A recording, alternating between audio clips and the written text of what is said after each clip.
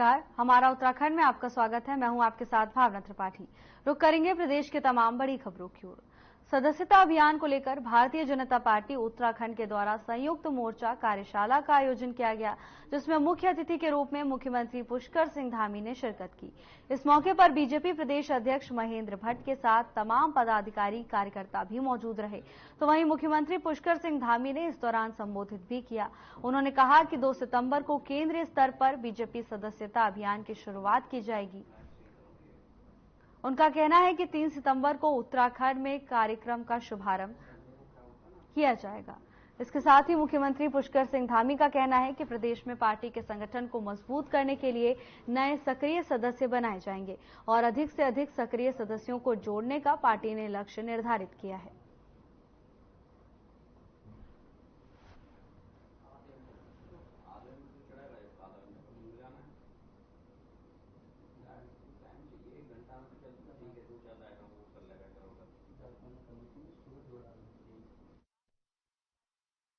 ये संगठन पर्व हमारा 3 साल के बाद होता है और हम सब लोगों के लिए एक बड़ा अवसर होता है कि हम जन जन तक पहुंचे, समाज के अंतिम छोर तक पहुंचे और हमारा प्रदेश के सभी पदाधिकारी, सभी कार्यकर्ता बड़े जोर शोर से इस अभियान को आगे बढ़ाएंगे और 2 तारीख को राष्ट्रीय स्तर पर यह अभियान प्रारंभ होगा और उसके बाद पूरे देश में चलेगा, हमारे प्रदेश में भी चलेगा। हम उन स्थानों तक जाएंगे इसके माध्यम से जहां अभी हमारी पार्टी को और पहुंचना है और हमको विस्तार करना है। हमारा संगठन का भी विस्तार होगा और निश्चित रूप से जहां संगठन का विस्तार होगा वहीं हमारे प्रदेश के लिए भी जो हमारी योजनाएं हैं केंद्र की और राज्य की, उन योजनाओं को प्रचार प्रसार में एक बड़ी सहायता इस अभियान के माध्यम से मिलेगी।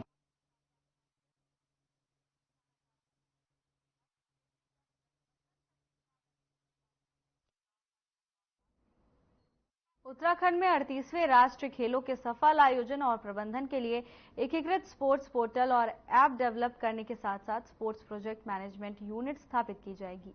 ये फैसला खेलों के आयोजन से संबंधित उच्चाधिकारी समिति की हुई पिछले दिनों बैठक में लिया गया। प्रतियोगिताएं देहरादून, नैनीताल, उधम सिंह नगर, हरिद्वार, टिहरी और पिथौरागढ़ में होनी है, जहां आयोजन स्थलों, स्टेडियम और खेल परिसरों के आसपास की सड़कों के नेटवर्क को मजबूत करने के लिए लोक निर्माण विभाग के चीफ इंजीनियर को नोडल अधिकारी नियुक्त करने के संबंध में निर्देश दिए गए।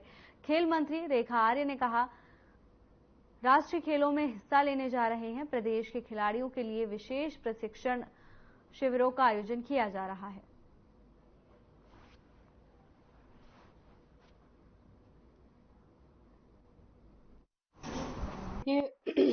राष्ट्रीय खेल हम लोग जो उम्मीद कर रहे हैं कि 15 अक्टूबर से लेकर 15 नवंबर के मध्य में जिसको लेकर विभाग लगातार प्रयासरत है। केंद्रीय खेल मंत्री जी से भी हमने अनुरोध किया है। इसके साथ ही भारतीय ओलंपिक संघ की अध्यक्षा से भी इसका आग्रह किया है कि जल्द से जल्द इसकी तिथि घोषित होते हुए संभावित समय में जो है इसको कराया जाना जो है वह सुनिश्चित किया जाए।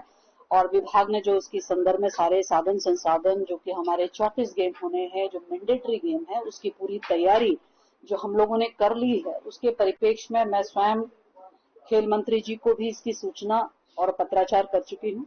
बैठक हुई मुख्य सचिव का, तो वहाँ मीडिया अलाउ तो होता नहीं था। इस पर मैम की एक कमेटी मतलब कंपाइल सब विभाग मिलकर एक को करेंगे और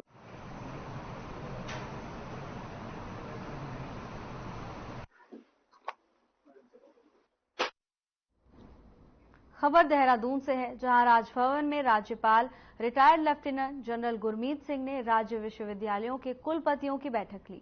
बैठक में राज्यपाल ने सभी कुलपतियों को विश्वविद्यालयों के संबंध में महाविद्यालयों और संस्थानों के औचक निरीक्षण के निर्देश दिए हैं। इस दौरान राज्यपाल ने कहा कि कॉलेजों में विद्यार्थियों की सुविधा और उनके विकास में कोई कोर कसर न रहे। इसके साथ ही उन्होंने कहा कि शिक्षा व्यवस्था विद्यार्थी केंद्रित होनी चाहिए और छात्रों का सर्वांगीण विकास और शिक्षा की गुणवत्ता में सुधार ही हमारा उद्देश्य होना चाहिए। तो वहीं विश्वविद्यालय अपने क्रियाकलापों में टेक्नोलॉजी का अधिकाधिक उपयोग करते हुए ई कल्चर लाने का प्रयास करें। इसके अलावा राज्यपाल ने विश्वविद्यालयों को बेस्ट प्रैक्टिसेस को साझा करने, एक दूसरे से समन्वय के लिए MOU करने और उनका प्रचार प्रसार करने के भी निर्देश दिए।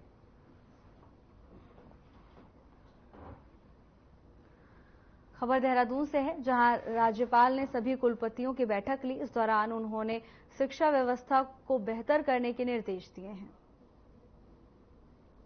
तस्वीरें देहरादून से हैं, जहां राज्यपाल ने कुलपतियों के साथ बैठक की। बैठक के दौरान शिक्षा व्यवस्था में सुधार लाने को लेकर चर्चा की गई। इस दौरान उन्होंने कुलपतियों को कई जरूरी दिशा निर्देश भी दिए।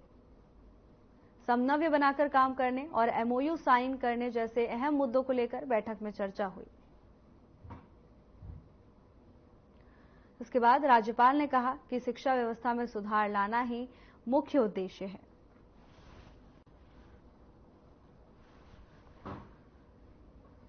उत्तराखंड के राज्यपाल ने सभी कुलपतियों के साथ बैठक की। इस दौरान उन्होंने समन्वय बनाकर शिक्षा व्यवस्था में बेहतर कदम उठाने के निर्देश कुलपतियों को दिए हैं। बैठक खत्म होने के बाद राज्यपाल ने कहा कि शिक्षा में सुधार लाना ही मुख्य उद्देश्य है।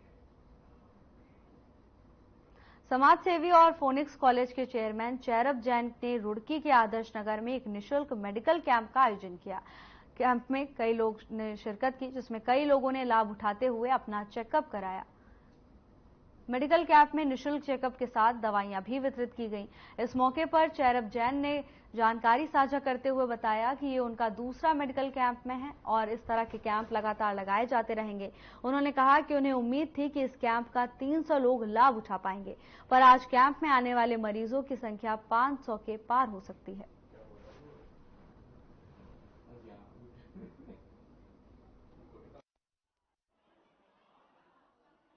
मैंने आपको पहले भी बताया था कि मैंने संकल्प लिया है कि मैं रुड़की के 40 वार्डों में मेडिकल कैंप लगाऊंगा, ताकि एक रोग मुक्त रुड़की की मैं शुरुआत कर पाऊं। आज ये मेरा दूसरा चरण है और आप लोगों का सहयोग रहेगा तो हम जल्दी अपना संकल्प तक पहुंच पाएंगे। और इस कैंप के माध्यम से लोगों को हर प्रकार की हम फैसिलिटी दे रहे हैं, फ्री में दवाइयां दे रहे हैं, फ्री में चश्मे दे रहे हैं, ECG फ्री में हो रहा है। तो लोगों में बहुत उत्साह देखने को मिल रहा है, जिसको देखकर मैं बहुत प्रसन्न हूँ।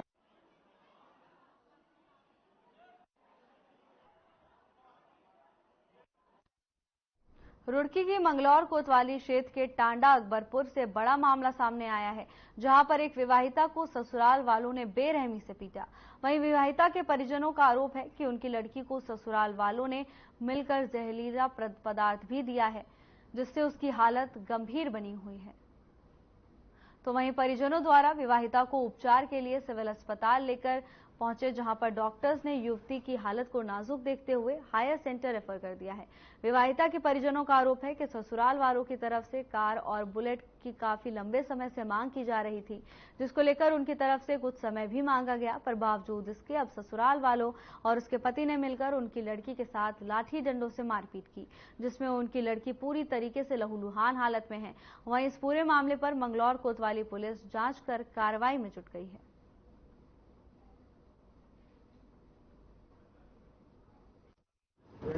मांगो बुलेट।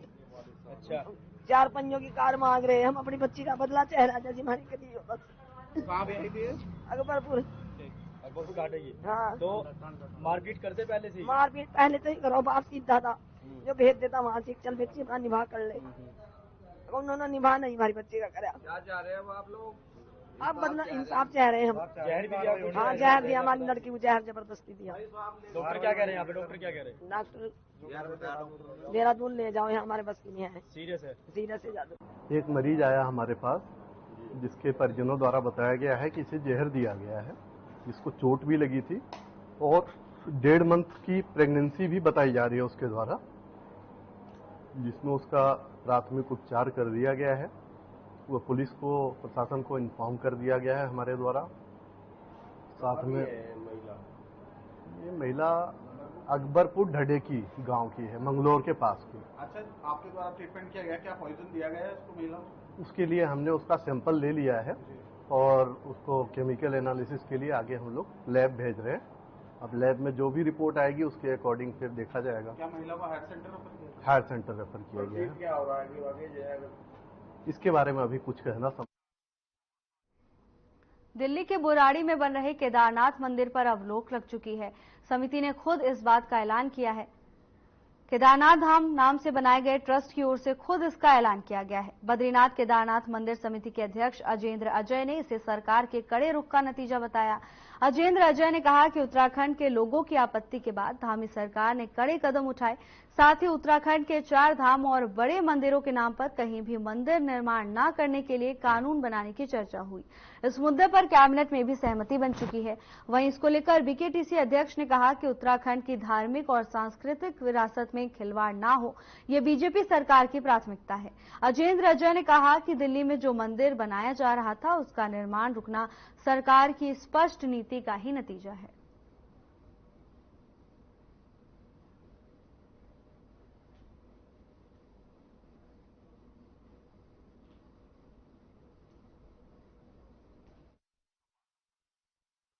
देखिए, आप जानते हैं कि जो दिल्ली में कोई केदारनाथ धाम ट्रस्ट नाम से जो लोग एक मंदिर का निर्माण कर रहे थे और उन्होंने इसके लिए भूमि पूजन भी कर दिया था, लेकिन जैसा कि जो प्रदेश की जनता है, उन्होंने जो केदारनाथ ज्योतिर्लिंग के नाम पे धाम की स्थापना का जब विरोध किया तो प्रदेश सरकार ने और माननीय मुख्यमंत्री जी ने त्वरित उस पर निर्णय लिया और प्रदेश कैबिनेट में भी इस बात को लेकर के कानून बनाने के लिए लेकर के विचार किया गया।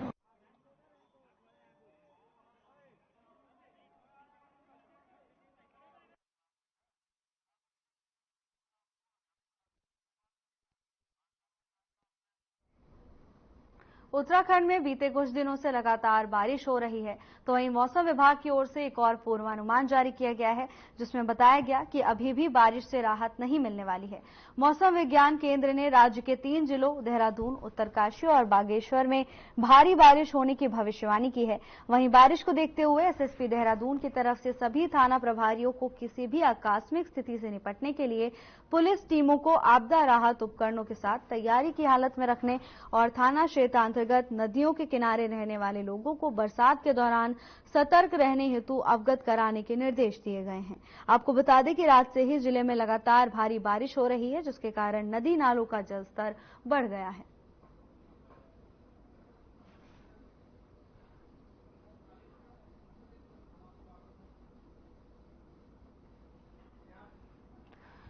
उत्तराखंड में अभी भी बारिश से राहत मिलने की खबर सामने नहीं आई है। मौसम विभाग केंद्र ने राज्य के 3 जिलों देहरादून, उत्तरकाशी और बागेश्वर में भारी बारिश होने की भविष्यवाणी की है, तो वहीं बारिश को देखते हुए प्रशासन भी अलर्ट मोड पर नजर आ रहा है। एसएसपी देहरादून की तरफ से थाना प्रभारियों को सख्त निर्देश जारी कर दिए गए हैं कि किसी भी तरह की स्थिति से निपटने के लिए थाना प्रभारी पूरी तरह से तैयार रहें। देहरादून में बीते कुछ दिनों से भारी बारिश हो रही है, जिसको लेकर प्रशासन अलर्ट नजर आ रहा है, तो वहीं मौसम विभाग ने पूर्वानुमान जारी किया है। मौसम विभाग की माने तो 3 जिलों में लगातार भारी बारिश की संभावना जताई गई है। उत्तराखंड में देहरादून क्षेत्रीय पासपोर्ट कार्यालय सेवा केंद्र समेत प्रदेश में 6 पोस्ट ऑफिस पासपोर्ट सेवा केंद्रों में 30 अगस्त को पासपोर्ट से जुड़े काम नहीं होंगे।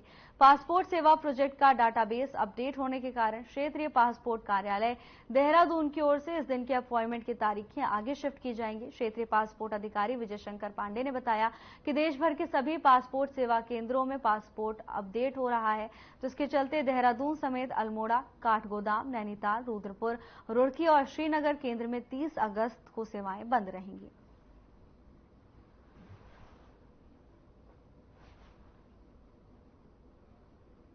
जिन आवेदकों ने 30 अगस्त का अपॉइंटमेंट पहले कंफर्म रूप से ले रखा है, उनकी सुविधा के लिए उनके अपॉइंटमेंट को हम उससे अगले वाले शनिवार यानी कि 7 सितंबर को शिफ्ट कर रहे हैं और इसके लिए उनको एसएमएस से सूचित भी किया जाएगा। और पासपोर्ट सेवा केंद्र देहरादून, जहां तक क्षेत्रीय पासपोर्ट कार्यालय देहरादून का सवाल है, हमारे पास एक सेवा केंद्र है, तो 30 के जितने सारे अपॉइंटमेंट हैं वो अगले वाले सैटरडे अर्थात 7 सितंबर को होंगे और जो हमारे 6 और पोस्ट ऑफिस पासपोर्ट सेवा केंद्र हैं। मुख्य सचिव राधा रतोड़ी ने गढ़वाल मंडल के देहरादून में फूड टेस्टिंग लैब शुरू करने के लिए 2 माह की डेडलाइन दी है। लैब के पहले ही 13 पदों की स्वीकृति दे दी गई है।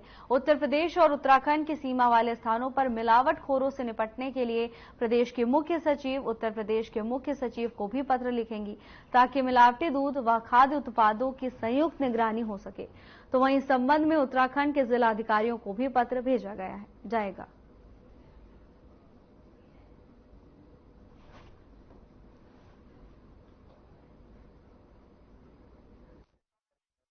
देखिए, आज स्टेट लेवल एडवाइजरी कमेटी की मीटिंग हुई थी मुख्य सचिव महोदय के अध्यक्षता में, और मुख्य सचिव महोदय को विभाग की ओर से ये अवगत कराया गया कि जो अभी जो फूड लैब है देहरादून में जल्द से जल्द जो है ये कार्यरत होने वाला है। हमारे पास इंफ्रास्ट्रक्चर ऑलरेडी उपलब्ध है। अभी फूड टेस्टिंग लैब पूरे उत्तराखंड के लिए रुद्रपुर में है हमारे पास, लेकिन अभी जो फूड टेस्टिंग लैब की फैसिलिटी हम संचालित करेंगे देहरादून में FDA के कैंपस में, उससे एक हमारे लिए एक एडेड बेनिफिट हो जाएगा।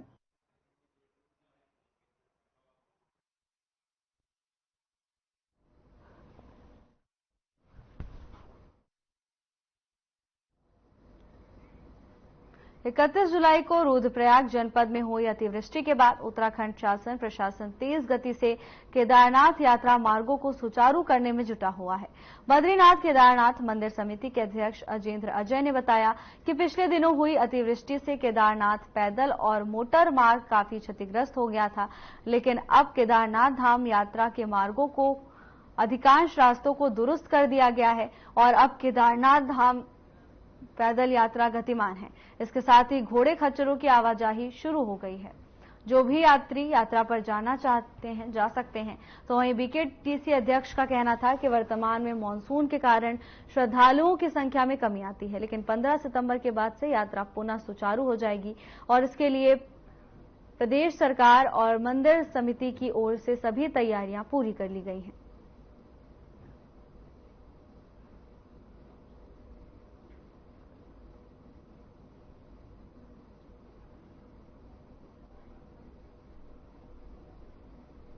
कि विगत कुछ समय पूर्व जो केदारनाथ धाम में अतिवृष्टि आई थी, उसके कारण से जो केदारनाथ धाम का पैदल मार्ग था वो कुछ स्थानों पर बहुत बुरी तरीके से क्षतिग्रस्त हो चुका था, ध्वस्त हो चुका था। इसके अलावा जो केदारनाथ मोटर मार्ग है वो भी कुछ स्थानों पर ध्वस्त हो चुका था, वॉश आउट हो चुका था पूरी तरीके से। लेकिन प्रदेश सरकार के स्तर से बहुत तत्परता के साथ में जो राहत और पुनर्निर्माण के कार्य वहां पर प्रारंभ किए गए, उसके चलते वर्तमान में जो पैदल मार्ग है वो लगभग पूरी तरीके से तैयार हो चुका है और उस पे पैदल यात्रियों के अलावा घोड़े खच्चरों की आवाजाही भी शुरू हो चुकी है।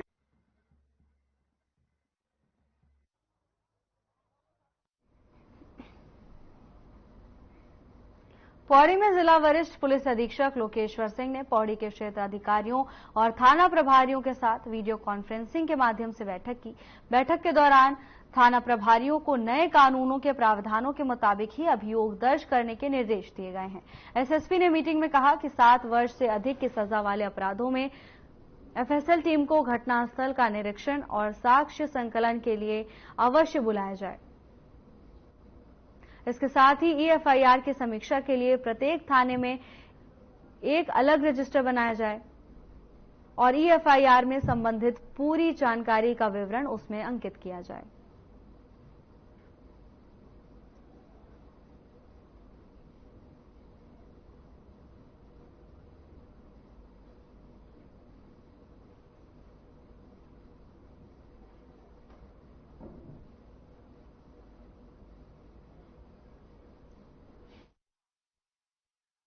जनपद में जनता की ओर से हमारे पास बार बार ये शिकायत आ रही है कि कई लोग अपने गोवंश को सड़कों पर छोड़ देते हैं और ये गोवंश सड़कों पर आवारा घूमते रहते हैं, जिस कारण से कई रोड एक्सीडेंट्स की घटनाएं होती रहती हैं और उसमें कई बार कस्बों में शहर में न्यूसेंस भी क्रिएट होता है। तो इसका संज्ञान लेते हुए हम लोग बार बार सभी जनता से अनुरोध कर रहे हैं कि कृपया आप अपने गोवंश को कभी सड़कों पर आवारा न छोड़ें। देहरादून को डस्टबिन फ्री बनाने के लिए नगर निगम लगातार एक्शन मोड में काम कर रहा है, जिसके चलते शहर भर में डोर टू डोर कूड़ा उठान का कार्य चलाया जा रहा है, जिसके साथ कूड़ा निस्तारण पर नगर निगम खास तौर पर ध्यान दे रहा है। इस बात को लेकर देहरादून के मुख्य नगर स्वास्थ्य अधिकारी डॉक्टर अविनाश खन्ना ने कहा कि कूड़ा उठान की संबंधित कंपनियों को निर्देशित किया गया है कि ज्यादा देर तक कहीं भी कूड़ा ना रखें और उसको तुरंत सही तरीके से निस्तारित किया जाए। इसके साथ ही उन्होंने कहा कि पॉलीथीन के खिलाफ भी हमारा अभियान चल रहा है और चालान की कार्रवाई की जा रही है।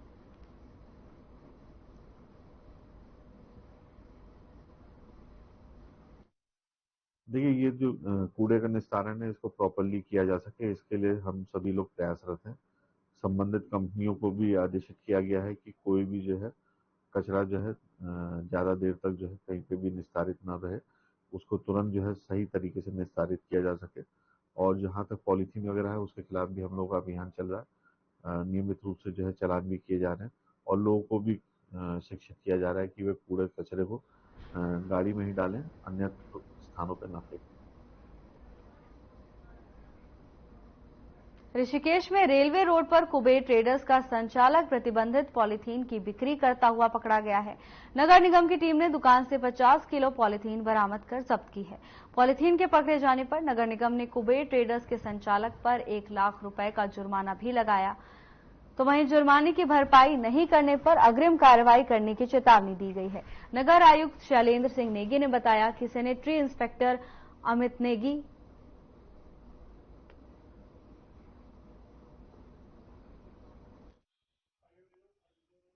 सिंगल यूज प्लास्टिक और जो पॉलीथीन है वो प्रतिबंधित है और इसका व्यापक प्रचार प्रसार हमारे द्वारा किया जा रहा है। साथ में अन्य एजेंसियां जो हैं वो भी लगातार लोगों को अवेयर कर रही हैं।